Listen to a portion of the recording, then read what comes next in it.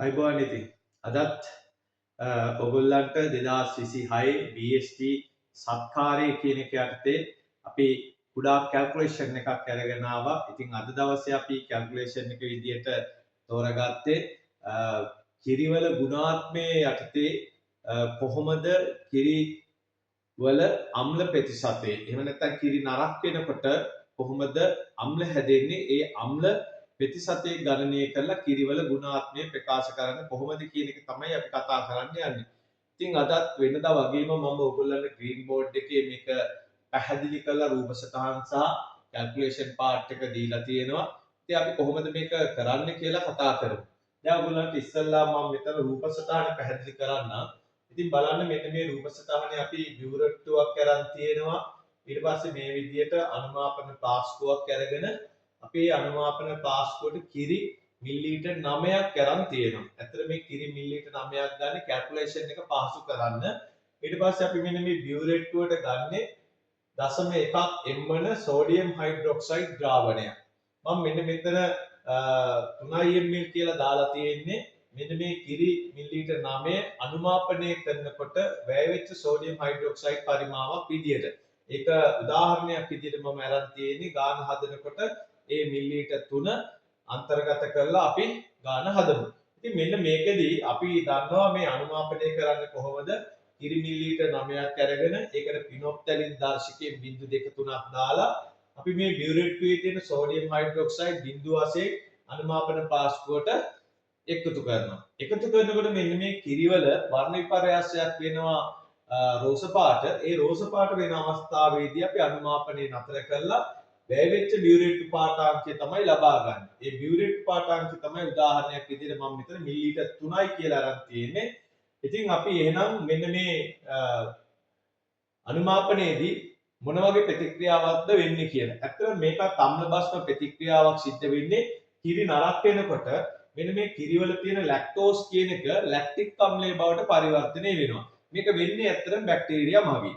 ඉතින් එතකොට කිරිවල තියෙන මේ ලැක්ටික් අම්ලය තමයි අපි අනුමාපනය කරන්නේ සම්මත සෝඩියම් හයිඩ්‍රොක්සයිඩ් භාවිතා කරලා.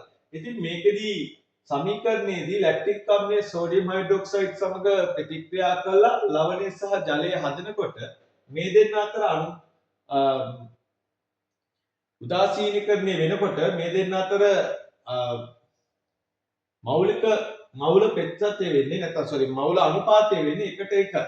ඒ නිසා අපි මේක 1:1 කියලා මවුල අනුපාතය දාලා තියෙනවා. මේකෙන් අදහස් කරන්නේ සෝඩියම් හයිඩ්‍රොක්සයිඩ් මවුල එකක් වැය වෙනකොට ලැක්ටික් අම්ලයේ මවුල එකක් උදාසීන වෙනවා කියලා. ඉතින් මෙන්න මේකෙදී අපි ලැක්ටික් අම්ලයේ ප්‍රමාණය ගණනය කරන්න අපි මේ විදියට පාවිච්චි කරනවා ලැක්ටික් අම්ලයේ මවුල සංඛ්‍යාව හොයලා ඒක ලැක්ටික් අම්ලයේ මෞලික ස්කන්ධය වෙන අණුවෙන් වැඩි කරනවා.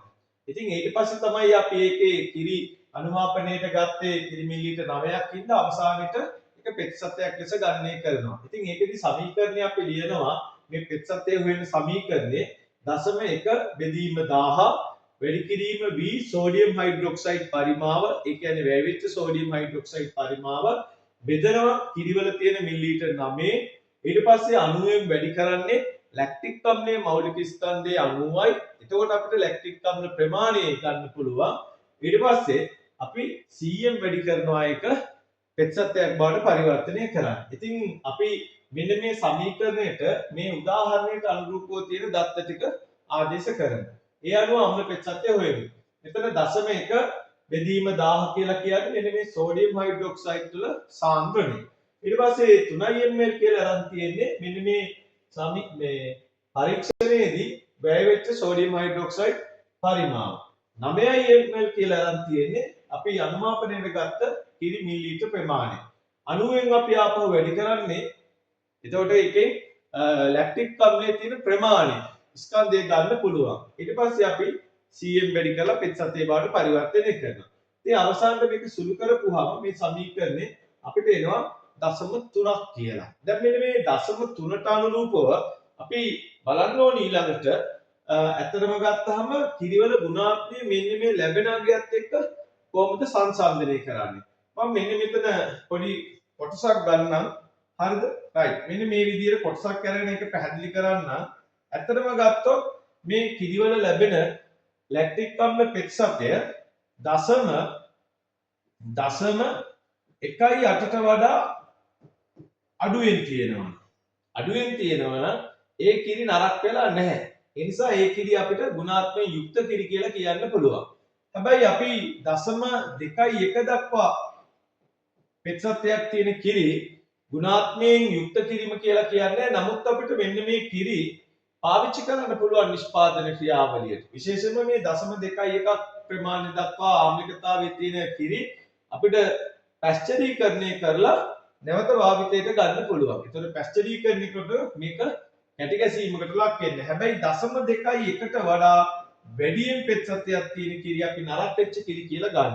ඒකට හේතුව ඒ කිරි අපිට රත් කරන්න බෑ, පැස්චරීකරණය කරන්න බෑ. ඇයි කැටි ගැසීමකට ලක් වෙනවා. මොකද නරක් වෙච්ච කිරි රත් කරනකොට කැටි ගැහෙන හින්දා. ඉතින් ඒ නිසා අපි ලැබෙන මෙන්න මේ අගයත් එක්ක සංසන්දනය කළා කිරි ගුණාත්මක යුක්තයි කියලා ප්‍රකාශ කරනවා. විශේෂයෙන්ම 0.1ට වඩා අඩුයි නම් තමයි අපි ඒවා නැවුම් කිරි කියලා එහෙම නැත්නම් ගුණාත්මක යුක්ත කිරි කියලා ගන්න. ඉතින් ඒක අනුමාපනයක් කරා අපි මේ විදිහට තමයි කැල්කියුලේෂන් කරලා ගන්න. ඉතින් ඕක ඔයගොල්ලෝ පොඩ්ඩක් ප්‍රැක්ටිස් කරන්න. එහෙනම් ආයුබෝවන්.